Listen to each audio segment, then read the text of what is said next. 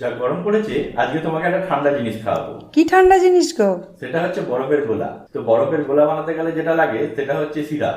তো আমরা এখানে 2 চামচ চিনি নিয়ে নেবো সিরাপ বানানোর জন্য। একটুখানি সামান্য পরিমাণ জল দেবো। তুমি তো দেখেছো যে বরফের গোলা একটু লাল নীল হলুদ হ্যাঁ হয়, হ্যাঁ হ্যাঁ। তো একটু ফুড কালার দিচ্ছি ওই জন্য। তো আমাদের সিরাপটা তৈরি হয়ে গেছে। এবার আমরা করব কি, বরফটাকে ক্র্যাশ করে নেবো আর সেই ক্র্যাশ বরফ দিয়ে গোলাটাকে বানাবো। তো আমি যেটারে ঘষবো বলে একটা বরফ এরকম জমিয়ে নিয়েছি।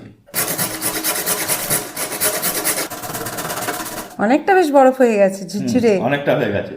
দিয়ে এই বরফগুলো এখানে দিয়ে দিচ্ছি। তো এই তৈরি হয়েছে হ্যাঁ। গোলার মতো। বাহ। আমার বরফটা কম হয়েছে বলে এটা ছোট লাগছে। এবার এতে আমরা দিয়ে দেবো এই সিরাপটা।